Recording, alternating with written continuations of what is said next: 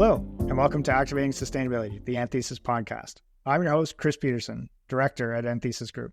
Today, we're doing a just-in podcast to hear about the themes, emerging topics, and actions coming out of the GreenBiz conference. Joining us are two of the Anthesians who were at the event, Hope Bristow, principal consultant and forest positive lead, and Jason Pearson, executive director in the global advisory business. Welcome to the podcast. Thanks for joining us. Thanks for having me.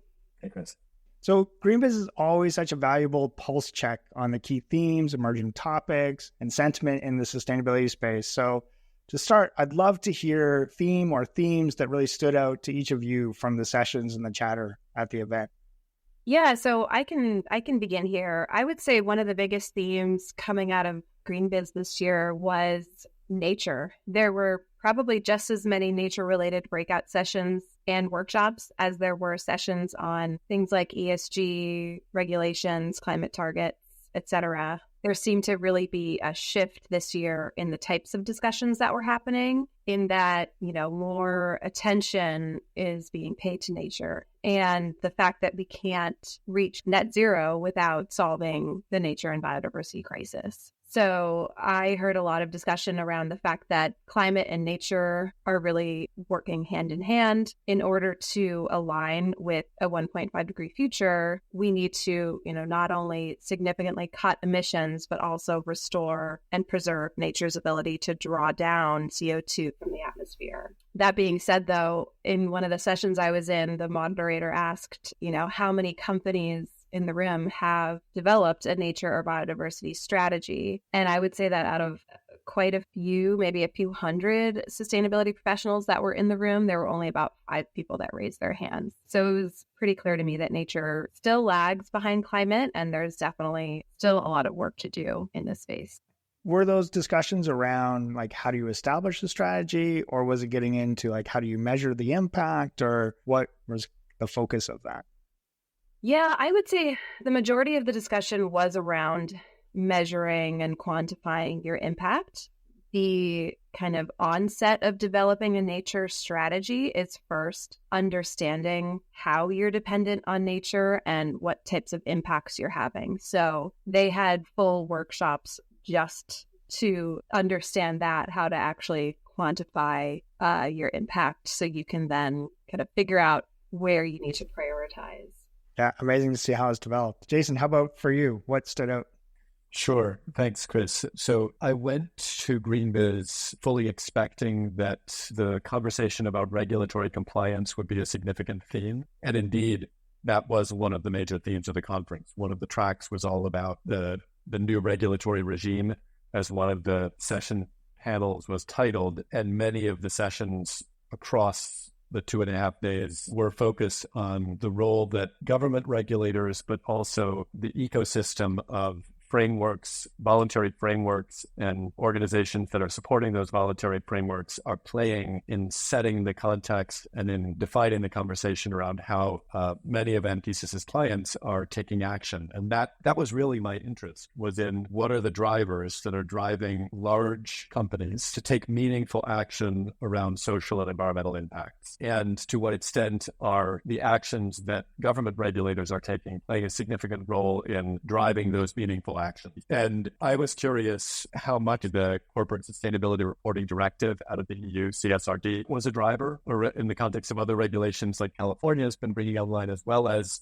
emerging prospective regulations like the Corporate Sustainability Due Diligence Directive, otherwise known as CSDDD, and kind of how those played into the overall landscape. And I heard a couple of things that were interesting. First was that the requirement to report was driving a significant amount of rigor around action, that because companies were now needing to disclose in formats and in contexts that were going to be subject to regulatory review, and also in parallel that those same disclosures were being used by financial institutions and potential investors as investor grade or investor quality data to guide investment, that the legal liability associated with reporting and disclosure was significantly greater, and therefore a higher level of seriousness and rigor was being brought both to the reporting but also to the actions that companies were taking, whether it's nature-related activities, climate-related activities, human rights-related activities, even internal diversity initiatives. It was also interesting that when the question was posed of whether other types of regulation like due diligence would be driving even more substantive action, the response that I heard was that in fact, no. In fact, the reporting regulations were in a way sufficient to drive a quite high level of rigor around action and a quite high standard for impact, so that the due diligence directive, if it does indeed become a regulation in the future, was only going to be a slightly incremental gain on the amount of meaningful action we would see, which is quite interesting learning coming out of the session. Maybe picking up on that, right? Like, interesting to think about the delays, the lack of clarity we're seeing in the US, particularly around regulations, and curious how that was showing up in those conversations. Yeah, so a couple of points on that. One, many of our clients have been saying to us, and we also have heard it from the main stage and in side sessions at GreenBiz, that they have been investing for years in a programmatic approach to ESG activities. And by that, I mean, they have been designating leadership within their organizations to manage their portfolio of ESG activities. And that well predates the CSRD or other reporting regulations. And their decision to invest in those programs of activities have been driven by a variety of stakeholder expectations that vary by sector and vary by geography. But generally speaking, they've been investing because it is business critical to make those investments. And so while the rigor around reporting means that they will need to be much more specific and careful about what they are saying about those programs of activity, the overall shape of those programs of activity isn't changing. And so whether if there's a delay in one geography, say in the US, or the US is lagging on, say, SEC-related requirements, the fact is that the financial community writ large is still expecting information about supply chain, environmental, and social risk. They still see that as a substantive risk, and they're still asking questions about it, regardless of what the vicissitudes of American politics or American regulations might be. And so by and large, the sentiment seemed to be, look, we've already been taking methodical action to both understand our risks and understand our opportunities and to drive value through these programs of ESG activity. We're going to continue to do that because it's an appropriate and responsible path for any business to be understanding those risks, taking action, the opportunities, and driving value. And that was the language that we heard, even more than a language of ESG or sustainability. I consistently heard a language of business risk, business opportunity, of business value, which I hear as a way that this community is acknowledging that these priorities are becoming an integral to the business language of their organizations. For sure. And, you mentioned the term sentiment. And I have to say, one of the things I love about GreenBiz is getting that kind of feel for how's the industry and those who are at the front lines of implementation feeling. So I'd be really curious, maybe Hope, what was your thoughts around kind of the overall sentiment of the audience and attendees?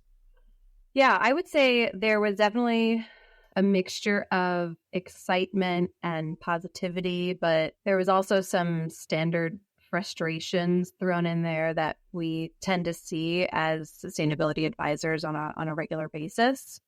There were a lot of sentiments shared during some of the sessions I attended where people were really, really excited about the possibilities to take action now that they have some increased internal investments maybe, and just generally, more attention is being paid to sustainability within their internal structures these days. There was also a lot of discussion around how there's a lot more attainable technological solutions and tools that are available on the market now, and companies can really use those to measure and track their progress on their sustainability goals, whatever those may be. So people were generally positive, I would say, about that being at their disposal. On the flip side, though, I did notice that people were experiencing some of the same frustrations and challenges, like I said, that we tend to see year over year, especially in the supply chain world. So a lot of discussion and frustration around things like data quality, data accuracy, not really knowing how best to effectively incentivize suppliers, especially when it comes to making progress on Scope 3 reductions and things like that. That was kind of as expected. It's an issue that everyone's trying to solve, but I would say very positive overall, and lots of energized people that were really excited about all the different stakeholders and types of companies that are now showing up to GreenBiz. And overall a really, really positive experience. So I always find GreenBiz a very enthusiastic event, and GreenBiz 24 did not disappoint. And I've been attending GreenBiz on and off for maybe well over a decade. And that the sentiment of enthusiasm I experience is consistently present. It feels like this is always a great party, that this is a community that really believes in its work. And it's great to get together with colleagues who are equally committed to driving impact through the private sector. So there's always this enthusiasm of getting together with your tribe is amazing. What I experienced as different in the sentiment was in prior years, felt like the vibe was we all love getting together, but we feel like we're a minority and we're going to go home again and we're going to be the minority in our organizations again. There was very little, if any, of that sentiment this year at GreenBiz. If anything, I experienced much more a really very practical mindset around how are we going to get this done? Like there is appetite, there is enthusiasm within our organization. There is a genuine collaborative spirit among the various functions across the business that for years we've been trying to get their attention. In fact, there was a nice board in the lobby, that was kind of sentiment board, that asked people to apply stickers on if there was one key role in the business that you could have the ear of, what is the role that would be? And overwhelmingly, it was the chief financial officer. That's probably, if you put that board up 10 years ago at GreenBiz, you would have got the same answer. We want the chief financial officer's ear. But today, many of the people that I was meeting, they had the CFO's ear. And they were talking to legal, and they were talking to audit, and they were talking to procurement. They were well networked within their organizations. And they were really, that the conversations were about, okay, now how do we do this for real? How do we really genuinely collaborate across the business? And that very practical, get it done sentiment, it didn't feel like, oh, we're going to go home and be in the out. It's like, we're going to go home and apply all these learnings. And the people with whom we're sharing these learnings are people across the business who want to know how other organizations are handling this. And the CFO is going to call me and say, what did you learn at GreenBiz that we could implement in our organization? That's a big shift and really heartening. No, it's really exciting to see the industry getting that traction. And maybe picking up on your comment, Hope, about kind of the emerging technologies, et cetera. I'd be curious, if there were some topics that came out to the two of you as interesting to keep an eye on. Maybe not here yet, but kind of on the horizon. A huge emerging topic was around nature technology solutions. So solutions that are available now to help companies assess their impact, measure their impact on nature, as well as kind of get a better sense of how they're progressing within their restoration initiatives. These types of solutions have definitely been developed in reaction, I think, to the demand that's been created by companies who are starting to develop their nature strategies and really wanting to get a better sense of what kind of impact their businesses are having on nature loss. So yeah, there was just a lot of discussion around the fact that if the aim overall is to halt nature loss and ultimately restore it, companies not only need to develop some kind of clear goal and target around nature, but they also need to figure out the best way to measure their progress against those goals. And that measurement piece was a really big sticking point. So, how exactly do you measure your impacts on biodiversity, for example? It's a bit more difficult to quantify compared to, measuring greenhouse gas emissions, for example. It's very context specific. There are not only multiple drivers of nature loss, but there's also very location specific impacts as well. So there was a session on nature tech, and there were about 10 or so companies that were there showcasing, different solutions to help with measuring and analyzing biodiversity and ecosystem health using different technologies like acoustic sensors, for example, to identify bird and insect sounds. There are a few companies on the panel that were using DNA sampling to assess soil health. Another company was assessing bee pollen, which can be used as a biodiversity indicator. More in my world, there were a lot of companies there that were showcasing their use of satellite imagery to assess risk of deforestation or land conversion across the globe. So yeah, there are definitely a lot of very interesting solutions that were kind of just starting up and being presented to help tackle this issue. That is something we're definitely going to keep our eye on for sure. That's cool to see. Yeah. Jason, anything stand out for you from an emerging topic perspective? Two things. One, picking up actually on the theme that Hope highlighted, but a different take on technology. And I would characterize it as data digitization. And one of the sessions I attended was a session that was a panel of ESG controllers within large organizations. And this is a new role that's emerging within large corporates of effectively the data manager for all of the ESG data that's coming in, that's playing a very similar role to the financial controller within the organization who's managing the financial data. There's an entire position is required to manage this ESG data, and increasingly the need and the efficiency of digitizing that data in flexible formats. And of course, we as Enthesis have been evolving our own business increasingly within the various areas where we serve our clients. We have been now starting to offer digital solutions, offering Route Zero around climate solutions, offering Miro around ESG data management. And we were seeing that show up at GreenBiz as well, as many of the organizations were acknowledging both the opportunity and the challenges associated with pulling together and managing these large data sets of internal information around their ESG performance that was then going to get reported out to stakeholders. So that's something that I'm sure we'll continue to see that digitization. And this conference is not immune to the trend at any conference today that AI would play a role in that conversation. And so we saw many of the companies there thinking through the role that AI can play in helping organizations to manage and make sense of that data in the same way that we ourselves are starting to offer AI solutions in that realm. The second area kind of comes full circle to where Oak started the conversation around nature, because what I saw was organizations finding the need to ground their work in specific places, and that increasingly companies are reaching up through their value chains and through their supply chains and out through their value chains and down through their customers to understand where the relevant impacts that they are generating, both positive and negative, through their activities are landing in the world for people, for ecosystems. And then we're seeing organizations having a greater appetite to make those meaningful on-the-ground connections, even if those connections are remote from them from a supply chain perspective. And that's really interesting development. I think all of us are grappling with how to respond in a meaningful way to that imperative to be meaningfully connected on the ground and through the lens of risk and opportunity and value. So I think that will continue to be a really interesting space of exploration for all of us moving forward. Absolutely.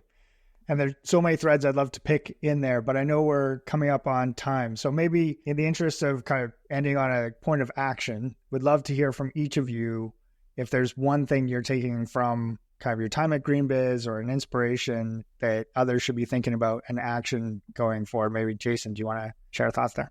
In the sessions that I attended, which were much more about how is our ESG programs functioning, what I heard was a theme of collaboration, but internal collaboration.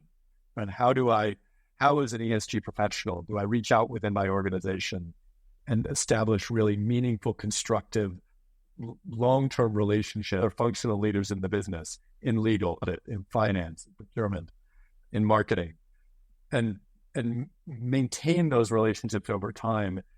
And just building on that, sticking with the theme of collaboration, that's essentially what I took away in terms of actions, is really about collaboration and partnership as well.